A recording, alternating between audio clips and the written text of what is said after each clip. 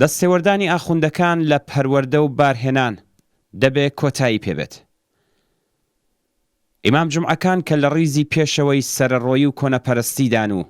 تریبوونەکانی نوێژی هەینیان کردووە بە بڵینگۆی جەهل و جەنایەت، ئەمڕۆژانە لە هەوڵی ئەوەدان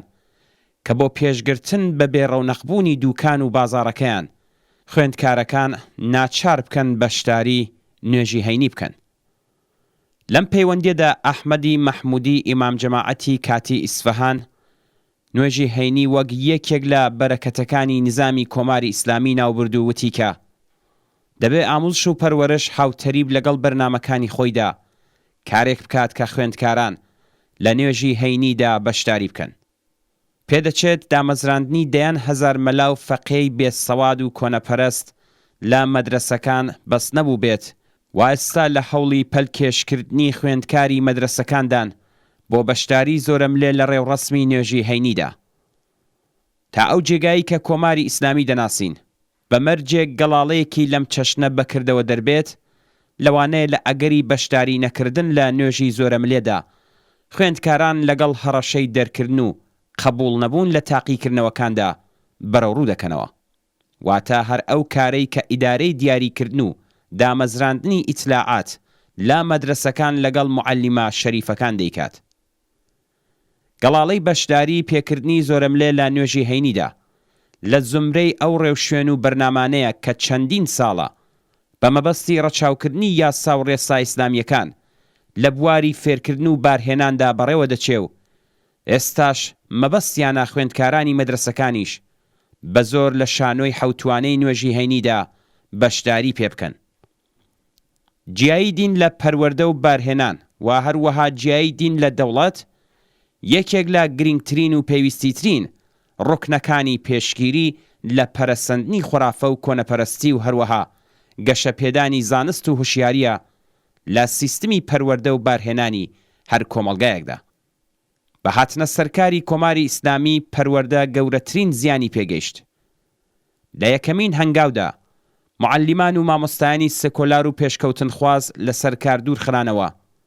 ناوەڕۆکی کتێبەکان پڕ بوون لە جەهل و خوڕافاتی ئیسلامی شیعە و ئەمجار ڕێگا بۆ چوونی فەقێ و مەلاکان بۆ ناو مەدرسەکان،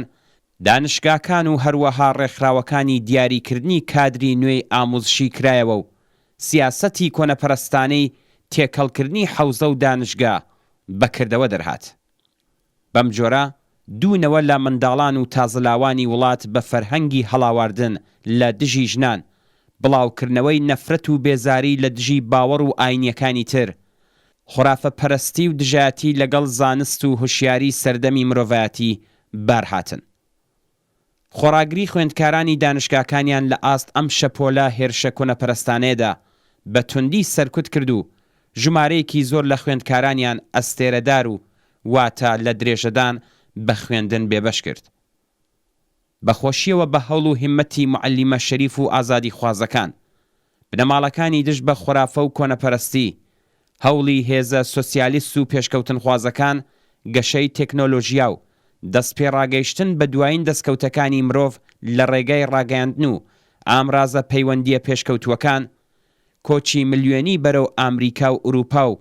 کۆمەڵگە پێشکەوتووەکانی تر و هەروەها خوێندن لە دانشگاکانی جیهان، سەرەڕای هەموو هەوڵەکانی ڕژیم، نەوەی نوێ وڵات بێزار لە ئامۆزشی مەسهەبی بارهاتن و ئاخوندە دەسەڵاتدارەکان نەیانتوانی جەهل و کۆنەپەرستی مەسهەبی بەسەر ملیۆنان قوتابی و خوێندکاری ئەم وڵاتەدا بسەپێنن. خوێندکاران، دانشجویان، موعەلیمان و بنەماڵەی خوێندکاران لە ڕیزی پێشەوەی خەبات بۆ پوچەڵکردنەوەی ئەم سیاسەتە کۆنەپەرستانەی ڕژیمی ئیسلامی لە دژی منداڵان، تازەلاوان و لاوانی وڵاتدان. ویستی کورتکردنەوەی دەستی ئاخوند و دام و دەستگا دینیەکان لە ناوەندەکانی فێرکردن و بارهێنان، جیایی دین لە دەوڵەت و تایبەتیکردنی ئەمری دینداری و بێدینی لە زمرەی مافە مرۆڤانە و سەرەتاییەکانی خەڵک لە کۆمەڵگادایە. ڕژیمی کۆماری ئیسلامی ئێران لە بری دروستکردنی مەدرسەی نوێ و دابینکردنی ئەمن و ئاسایش بۆ خوێندکاران، پێڕاگەیشتن بە بارودۆخی بەڕێوەچوون و مافی مرۆڤانەی موعەلیمان،